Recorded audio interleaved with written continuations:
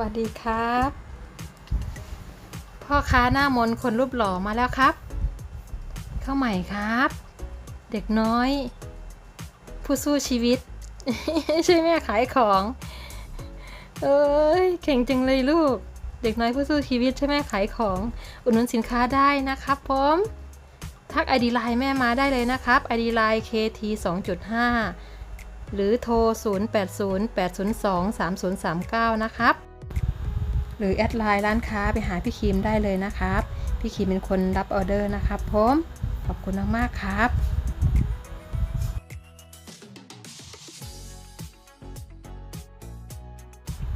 น้ำพริกรสแรกเข้ามาแล้วครับ100กระปุกครับอร่อยมากๆครับแซ่บมากครับแซ่บหลายๆเด้อครับแซ่บคักสีเขียวแบบเป็นตัวนะคะมีฝาปิดแบบนี้ด้วยนะคะ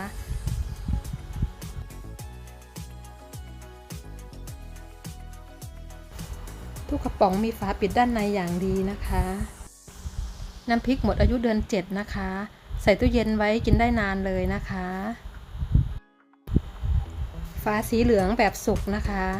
ฝาสีแดงแบบสมุนไพรนะคะนี่พี่คิมเปิดอีกกระปุกแล้วนะคะ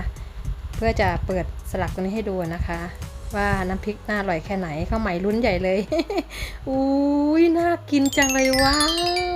แซ่บหลายเด้อจิ้มข้าวเหนียวข้าวสวยร้อนๆนะคะผักอร่อยมากเลยข้าวใหม่อร่อยไหมลูกอร่อยไหมอุ้ยแม่หอมจังเลยแม่ทำไมหอมจัง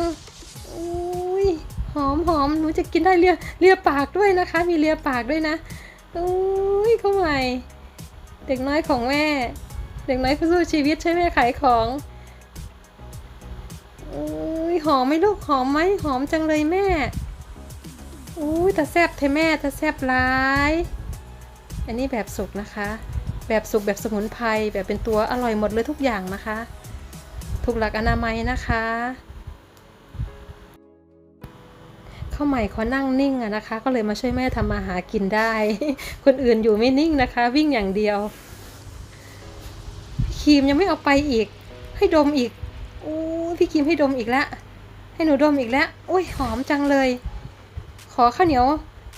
ร้อนๆหรือข้าวเจ้าหอมข้าวหอมมะลิใช่ข้าวหอมมะลิของแม่เกียงด้วยนะคะมีนะคะข้าวหอมมะลิด้วยนะกับกินกับน้ำพริกเนี่ยค่ะร้อนๆจะอร่อยมากก็ผักสดนะคะผักลวกผักสดอร่อยมากเลยนะคะดูนี่นะดูหน้าข้าวใหม่สิโอ้ยหอมจังเลยอยากกินหนูกินไม่ได้หนูได้แต่โฆษณาอย่างเดียวแม่ก็ขายของลูกก็ตื่นเต้นกันใหญ่กระโดดโลดเต้นกันโอ้ยคึกคักกันน่าดูคึกคักกันมากเลยนะคะเข้าใหม่เข้าไปแล้ว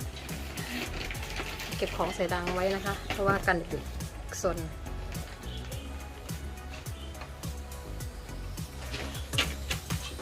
พี่ครีมกำลังแพ็คของนะคะแพ็คของส่งนะคะอุดหนุนได้นะคะอุดหนุนได้นะคะขอบคุณมากๆเลยนะคะ